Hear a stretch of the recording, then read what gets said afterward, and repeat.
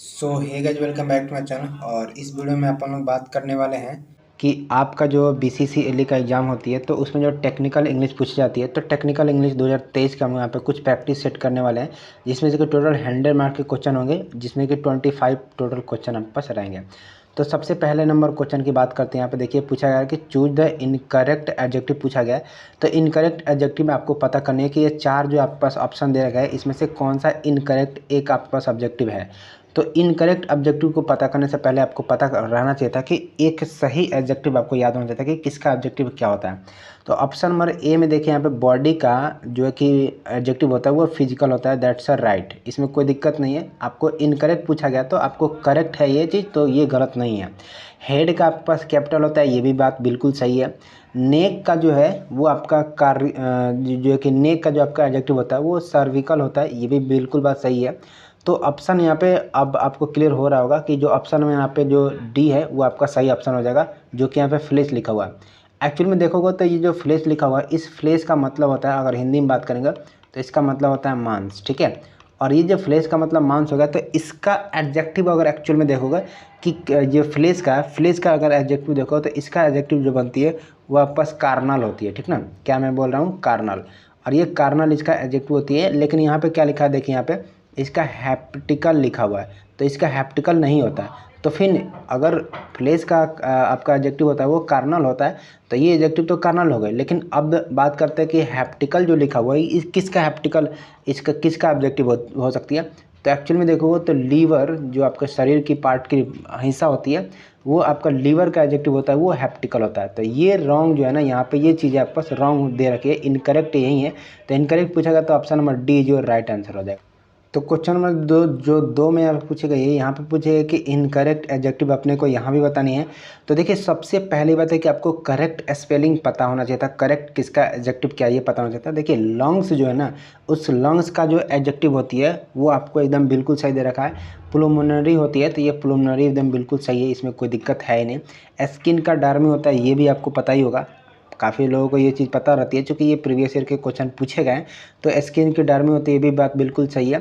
And chest के यहाँ पे वेंट्रल दे रखी गई है, जो कि बिल्कुल गलत होती है। चेस्ट की वेंट्रल नहीं होती है, ये बात आप याद रखिए।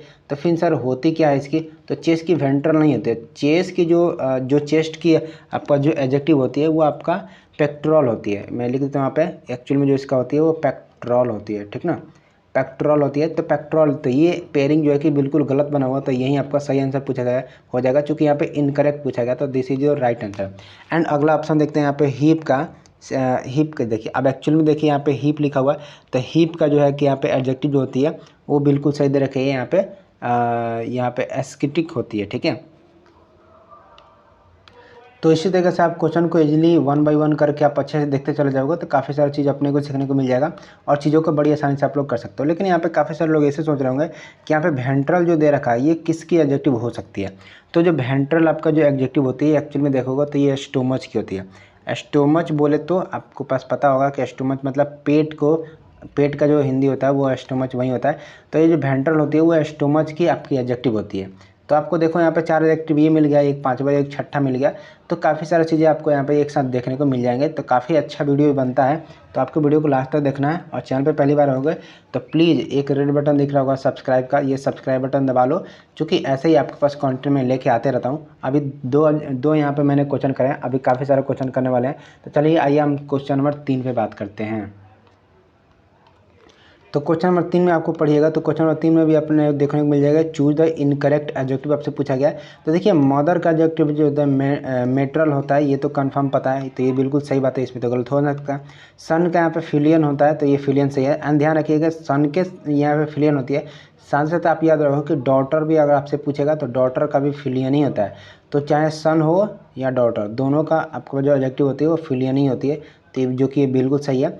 एंड मैरिज के यहाँ पे कंजुगल दे रखी है, जो कि ये बिल्कुल गलत बात है, ये गलत बात है। मतलब कि जो यहाँ पे इनकरेक्ट पूछी गई थी, तो यहाँ पे इनकरेक्ट के मुताबिक ऑप्शन नंबर यहाँ पे जो आपके पास ये ऑप्शन यहाँ पे आपके पास जो दे रखी गई है C is your right answer. But यहाँ पे जानने वाली बात ये है कि मैरिज की तब होती क्या है, अगर ये इसके साथ कंपेयर नहीं कर सकते हैं, ये आपका एडजेक्टिव नहीं होते, तो फिर मैरिज की ऑब्जेक्टिव होती क्या है। तो जो मैरिज की ऑब्जेक्टिव होती है वो आपको पता होना चाहिए कि मैरिज का मैरिटल होती है। क्या होती है मैरिज का मैरिटल, मैं यहाँ पर लिखता हूँ मैरिटल, ये एक्चुअल में मैरिज का मैरिटल होती है। तो फिर ये जो कंजुगेट लिखी थी, इस कंजुगेट किसका एडजेक्टिव होती होगी? तो देखिए कंजुगेट जो एडजेक्टिव होती है वो आपके पास वेडिंग की होती है। आप सब चीज़ों को नोट डाउन जरूर कर लेना, काफ़ी इंपॉर्टेंट है ये सब चीज़ें, ठीक ना। वेडिंग की एक्चुअल में जो कंजुगेट है वो ऑब्जेक्टिव होती है वेडिंग की, और यहाँ पे सी इज योर राइट आंसर हो जाएगा। अब आइए चलते हैं क्वेश्चन नंबर 4 के ऊपर। क्या लिखा जाएगा? Choose the incorrect adjective. यहाँ भी पता नहीं है इनकरेक्ट एडजेक्टिव। तो किंग का तो रॉयल होता है, ये बिल्कुल सी बात सही है। फूड का यहाँ पर डिलीशियस होती है, ये बात सोचने वाली बात है कि फूड के जो यहाँ पर डिलीशियस नहीं होती है, फूड का डिलीशियस नहीं होता था। फिर फूड का एडजेक्टिव होता क्या है? तो फूड का जो एडजेक्टिव होता है वो आपके पास यहाँ पे कोसाइन होती है, ठीक ना। कोसाइन होती है, CUISIN होती है, ठीक ना। ये NIN भी होती है, तो ये कोसाइन होती है, कोसाइन। लेकिन यहाँ पे फूड की अगर डिलीशियस नहीं होता है तो फिर डिलीशियस किसकी एडजेक्टिव होती होगी? तो देखिए डिलीशियस जो है कि डिश की एडजेक्टिव होती है, DISH। ये डिश जो भोजन वाला बात करें वो डिश की यहाँ पर डिलीशियस होती है। तो फिर ये एक की यहाँ पे ओरल, ये भी एडजेक्टिव सही है। और यहाँ पे इट का इडिबल, ये भी बिल्कुल सही एडजेक्टिव है। तो जो आपके पास ऑप्शन में यहाँ पे इनकरेक्ट पूछा था, इनकरेक्ट कौन सा मिला आपको? ऑप्शन नंबर बी में आपके पास इनकरेक्ट मिला। तो this is your right answer, option number B is your right answer. आइए आप क्वेश्चन नंबर 5 के ऊपर बात करते हैं। क्वेश्चन नंबर 5 में देखिए यहाँ पे क्या पूछा गया है। क्वेश्चन नंबर 5 में भी आपसे सेम चीज़ें पूछी गई है कि आपको जहाँ पे पूछी गई है वहाँ पे आपके पास नज़र आ रही होगी कि यहाँ पे चूज द इनकरेक्ट एडजेक्टिव भी पूछा गया है। तो इनकरेक्ट एडजेक्टिव यहाँ पे पता करना है कि कौन सा एडजेक्टिव है। तो देखिए सबसे पहली बात है यहाँ पे फ्ली के यहाँ पे पुलिसाइन होता है, ये भी बिल्कुल एकदम करेक्ट बात है, ये एडजेक्टिव बिल्कुल सही दे रखा है। काऊ के यहाँ पे वैक्सीन होती है, ये भी एकदम बिल्कुल सही दे रखा है, काऊ की वैक्सीन होती ही होती है। तो फिर गलत क्या दे रखा है यहाँ पे? देखिए फॉक्स का एक्चुअली क्या दे रखा है यहाँ पे? फॉक्स का यहाँ पे विलेंडराइन दे रखा है, जो कि वो भी बिल्कुल एकदम सही है। तो option number C is your also correct. तो जो ऑप्शन में आपके पास जो डी बच गया, वो option number D is your right answer. आपको क्लियर यहाँ पे देखने लगा होगा, लेकिन आप गौर करिए, यहाँ पे चीज़ें यहाँ पे समझ नहीं आते। देखिए ऑटर लिखा हुआ है, ऑटर एक तरीके से जैसे कि आपको पता होना चाहिए था, ऑटर भी एक जानवर का ही नाम है। तो ऑटर है एक्चुअल में, इसका ऑब्जेक्टिव देखोगे तो यहाँ पे लुट्राइन होती है, ठीक ना। इसका क्या होती है ऑब्जेक्टिव? यहाँ पे लुट्राइन होती है, LURIT यानी लुट्राइन होती है। लेकिन यहाँ पे देखिए, यहाँ पे तो ये पेयरिंग गलत हो रही है, क्योंकि इसका एडजेक्टिव तो दे नहीं रखा है। तो फिर जो यहाँ पे चीज़ें दे रखी गई है, जो चीज़ें यहाँ पे दे रखी गई है वो क्या है? यहाँ पे पेट्रोपाइन दे रखी है। तो फिर पेट्रोपाइन किसका एडजेक्टिव होता होगा? तो पेट्रोपाइन जो एडजेक्टिव होती है वो बैट की होती है, BAT, बैट। बैट मतलब जो चमगादड़ हम लोग चीज़ें देखते हैं ना, चमगादड़, ये बैट, उसकी यहाँ पे पेट्रोपाइन यहाँ पे एडजेक्टिव होती है। तो यहाँ पे हमने 5 एडजेक्टिव करे हैं। 5 एडजेक्टिव से आपको काफ़ी सारा चीज़ सीखने को मिलेगा। आई होप कि आपको वीडियो पसंद आ रहा होगा। तो चलिए हम क्वेश्चन नंबर 6 के ऊपर बात करते हैं। यहाँ पर 6 में देखिए, यहाँ पे पूछा गया कि इनकरेक्ट सिमली अपने को पता करना है। तो इनकरेक्ट सिमली से 4 सिमली आपके पास दे रखी गई है। चारों सिमली में से इनकरेक्ट सिमली कौन सी, ये पता करनी होती है। तो यहाँ पे देखिए, यहाँ पे ड्रंक्स एज अ लॉर्ड, ये भी बिल्कुल सही है। यहाँ पे देखिए playful as a kitten, playful as a kitten, ये भी बिल्कुल आपका सही जवाब है। यहाँ पे प्राउड एज ए पीकॉक, ये भी आपके पास बिल्कुल सही जवाब है। तो फिर गलत क्या है? तो यहाँ पे डिग एज ए डॉग लिखा हुआ है, ये बिल्कुल गलत है। चूँकि आपको मैं कंफर्म कर दूं कि यहाँ पे जो चीज़ें हैं वहाँ पे डिग एज ए डॉग नहीं होता है, ठीक ना। डिग एज ए डॉग नहीं होती है, डिग एज ए कास्टल होती है, ठीक ना। कास्टल बोल सकते हो, कास्टल मतलब बोले तो यहाँ पे किला होती है, CASTLE, कास्टल होती है, यहाँ पे डॉग नहीं होती है, ठीक है। अब यहाँ पे जानना चाहोगे कि डॉब किसकी फिन होती होगी, एडजेक्टिव किसकी होती होगी, इसका सिमली किसका होगा?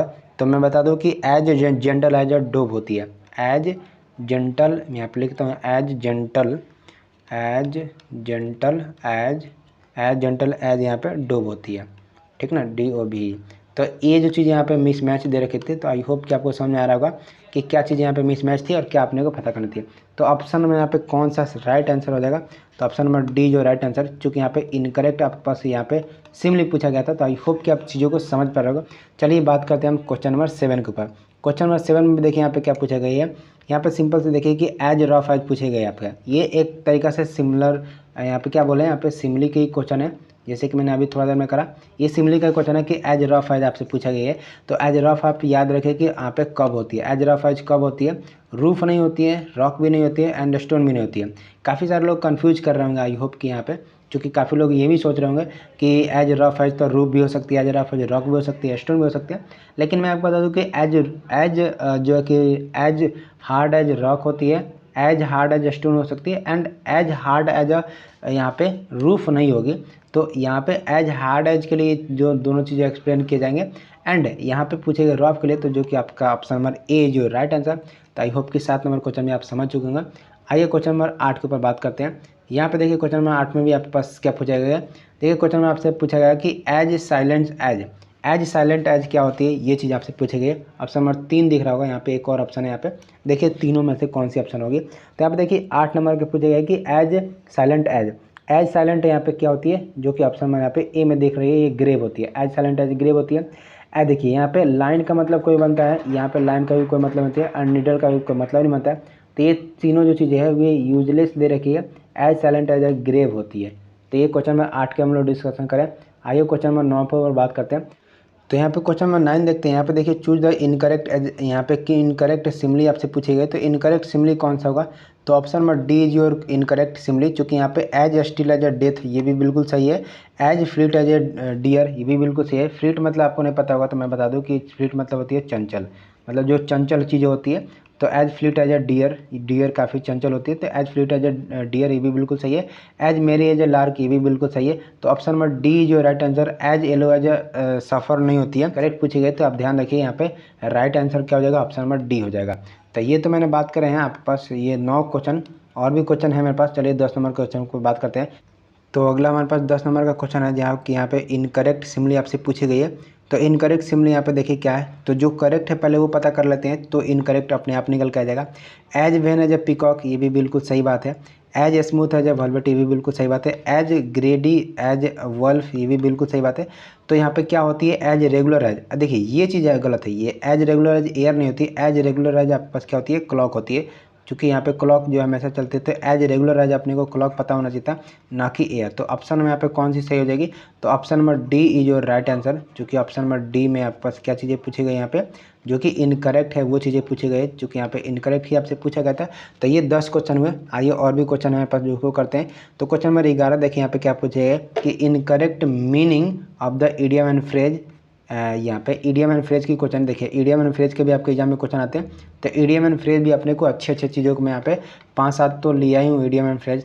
तो पूरा क्वेश्चन वो करोगे तो 5-7 अपने को इडियम फ्रेज देखने को मिलेंगे, जो कि काफ़ी ज़रूरतमंद थे और काफ़ी यूजफुल चीज़ें, और काफ़ी फ्रीक्वेंटली आपके एग्जाम में भी पूछे गए हैं। तो काफ़ी ज़रूरी है इसको करना। तो यहाँ पे देखिए क्या लिखा गया है कि ए स्नेक इन ग्रास, कोई भी एक स्नेक है जो कि ग्रास में है। तो इसका क्या मतलब रहा, क्या इसका करेक्ट मीनिंग बनता है, इसको आपको बताना है। To be invisible, to be invisible तो नहीं बनता है इसका मतलब। तो फिर बनता क्या है, देखिए टू ट्राई टू मिक्स, मतलब अगर स्नेक छिपा हुआ है ग्रास में, इसका मतलब एक मुहावरा है, to be believe in to be invisible, मतलब ऐसे थोड़े कोई चीज़ छिपा हो तो उसका कोई मतलब विजिबिलिटी नहीं रहेगा। दिखा होगा तब तो हम कह रहे हैं ना कि ग्रास में छिपा हुआ, नहीं दिखता तो फिर बोलते हैं कैसे। तो ये भी गलत हो जाएगा मेरे पास। तो फिर क्या होगा, ये भी गलत हो जाएगा। इसका मतलब ये नहीं बनता है to be try to mix, नहीं ऐसा मिक्स तो कोई चीज़ें की बात नहीं चलिए। One who can not B trust, हाँ ये हो सकती है, क्योंकि एक स्नेक ऐसा जो कि ट्रस्ट नहीं कर सकता, वो छिप सकता है, वो अपने आप को हाइड कर सकता है। तो इसका सही आंसर हो जाएगा option number C, one who can not be trusted, मतलब कि कोई ऐसा जो कि ट्रस्टेबल नहीं है, उसको यहाँ पे बोल सकते हैं कि ए स्नेक इन ग्रास। ठीक है, to be different from the other, to be different from the other is your not, इस ये मीनिंगलेस है एक्चुअल में। To be different from the other मतलब औरों से डिफरेंट होना, ये सब करना चाह रहे हो क्या, स्नेक इज ए ग्रास है तो नहीं। तो ऑप्शन यहाँ पे जो सही ऑप्शन आपके पास आंसर हो जाएगा वो ऑप्शन नंबर सी जो राइट आंसर हो जाएगा। ऑप्शन नंबर सी अपने को याद रखना है कि इसका राइट आंसर क्या होगा, a snake in the grass का मतलब होगा कि one who can not B trustable. ठीक है, या ट्रस्टेबल ऐसे करके बोल सकते हो। एंड क्वेश्चन नंबर 12 के ऊपर बात करते हैं। देखिए क्वेश्चन नंबर 12 आपसे क्या पूछी गई है, क्वेश्चन नंबर 12 का meaning of the two smells a rate, मतलब ये भी एक तरीके से देखा जाए तो जो है कि इडियम एंड फ्रेज का ही क्वेश्चन है, जिसका पूछा यहाँ का कि मीनिंग क्या होगा, टू स्मेल ए रेट, मतलब कोई भी एक रेट मरने की अगर सुगंध आ रही है तो उसका मतलब क्या होगा। बैड स्मेल नहीं, बैड स्मेल तो मतलब कोई सेंस नहीं बनता ना बैड स्मेल करने का। यहाँ पे क्या है कि देखिए यहाँ पे क्या पूछा है कि टू बी मिसअंडरस्टैंडिंग, मिसअंडर मतलब कि to be smell at rat, मतलब रेट का कोई भी स्मेल वगैरह आ रही है तो मिसअंडरस्टैंडिंग होने तो कोई चांस ही नहीं है, तो ये भी नहीं होगा, बस टू बी मिसअंडरस्टैंडिंग नहीं होगा। To see a hidden meaning नहीं, to seed a hidden meaning, ऐसा कुछ तो नहीं है कि स्मेल आ रही है तो मतलब हिडन मीनिंग को हम जांच करना चाह रहे हैं, तो ये भी बिल्कुल आपके पास गलत हो जाएगा, ये भी गलत है ही। तो ऑप्शन नंबर सी जो राइट आंसर हो जाएगा। इसका मतलब याद रखेगा, टू स्मेल ए रेट का मतलब होगा टू सस्पेक्ट ट्रिचली, ठीक है, ट्रिकली ऐसे बोल सकते हो। एंड अब आप बात करें 13 नंबर क्वेश्चन को बात करते हैं। 13 नंबर क्वेश्चन में आपको देखिए यहाँ पे क्या पूछे गई है। 13 नंबर क्वेश्चन काफ़ी ज़्यादा अच्छा मेरे को बेहतरीन क्वेश्चन लगा, जो कि अभी तक आपके एग्जाम में भी नहीं आ रखे हैं, लेकिन काफ़ी जल्द अपने को एग्जाम में भी देखने को मिल सकते हैं। Correct the meaning of the idiom and phrase. Idiom and phrase का क्वेश्चन है, इसका मतलब यहाँ पे बताना है to bury the hatchet, to bury the hatchet. Hatchet का मतलब क्या होगा कि किसी भी चीज़ को लेकर के बरी मतलब काफ़ी ज़्यादा चिंतित वगैरह हो जाना, उसको हम लोग बनाते हैं पे बरी, ठीक है। तो टू बरी द हेमजेट, ठीक है। तो इसका मतलब क्या हुआ ये आपको पता करनी है। तो देखिए इसका ऑप्शन नंबर सी जो राइट आंसर हो जाएगा, टू मेक अ पीस, मतलब चीज़ों को एकदम पीस बनाना है, मतलब काफ़ी सुंदर सा चीज़ों के साथ काफ़ी शांति भाव की मात्रा लेके आनी है। तो to make peace is your right answer. तो बाकी का क्या कर रहा है जरा ये देख लेते हैं। यहाँ पे कह रहा है कि a large about the small thing, नहीं, छोटा सा लार्ज अमाउंट में आगू कैसे करेगा। टू बी डिस्ट्रॉय, नहीं, पूरा खत्म भी नहीं होता। To repair costly in the piece furniture, ये शायद हो सकता था, अगर ये ऑप्शन नहीं होता तो ये ऑप्शन टिक कर सकते थे, बट ऑप्शन नंबर सी जो राइट आंसर फिलहाल के लिए। तो ऑप्शन नंबर सी जो राइट आंसर कि टू बरी द हैचमेट के लिए ऑप्शन जो हो जाएगा वो सी इज योर राइट आंसर हो जाएगा, ठीक है। Find the synonyms of the word advice. अब एडवाइस का अपने को क्या करना है, यहाँ पे साइनोनिम्स पता करना है। अब साइनोनिम्स पता होना चाहिए कि साइनोनिम्स क्या है। तो साइनोनिम्स बेसिकली यहाँ पे सिमिलर वर्ड होती है जो कि सेम मीनिंग में अपने को वर्ड रखती होगी।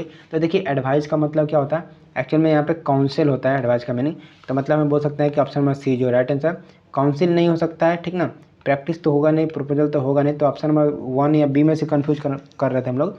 तो ऑप्शन नंबर बी जो राइट आंसर कि साइनोनिम्स ऑफ द एडवाइस ये जगह काउंसिल हो जाएगा, ठीक है। अब देखिए ये मैंने बता दिया 14, अब आते हैं 15 साइनोनिम्स ऑफ द एब्स्ट्रैक्ट। अब देखिए साइनोनिम्स पूछा जाता है, साइनोनिम्स मतलब आपको पता होना चाहिए कि सिमिलर काइंड में आपको सेम चीज़ें पूछी जा रही है। तो यहाँ पे साइनोनिम्स ऑफ द एब्स्ट्रैक्ट क्या हो जाएगी, साइनोनिम्स ऑफ द एडजेक्ट जो अपने पास हो जाएगी वो 15 नंबर के क्वेश्चन के आपके पास ऑप्शन नंबर डी हो जाएगी यहाँ पे साइटिस्ट। देखिए जो क्वेश्चन हमारे पास 16 पूछे गए कि find the synonyms of the insult. Insult का आपको क्या पूछे गए है, साइनोनिम्स मतलब सिमिलर काइंड में जो सेम बातें होती है जिस किसी वर्ड का, उसको आपको बतानी है कि फाइंड द साइनोनिम्स। तो साइनोनिम्स क्या है, यहाँ पे क्या है, इंसल्ट का। तो इंसल्ट का जो आपके यहाँ पे साइनोनिम्स हो जाएगा वो ऑप्शन नंबर ए में मेरे को दिख रहा है, यहाँ पे ह्यूमिलिएशन हो जाएगा। चूँकि देखो इंसल्ट किसी भी व्यक्ति का करो तो इसको ह्यूमिलिएशन इसका जस्ट साइनोनिम्स हो जाएगा। तो इसका ऑप्शन नंबर ए जो राइट आंसर हो जाएगा। बाकी ये यहाँ पे जो क्रेडिटली ये भी गलत हो जाएगा। यहाँ पे डिग्रेडेशन भी है, ये भी आपका गलत हो जाएगा। हॉनर यहाँ पे ये भी गलत हो जाएगा। तो ऑप्शन ए जो राइट आंसर हो जाएगा। अब आइए 17 नंबर क्वेश्चन में बात करते हैं। अब अगला क्वेश्चन हमारे पास है 17 नंबर का कि find the antonyms of the multicity. देखिए यहाँ पे इसके पहले साइनोनिम्स आ रहा था तो सेम सेंस में बात करते हैं। अब यहाँ पे एंटोनिम्स आ रखी है, मतलब कि यहाँ पे एंटी समझ लो ना।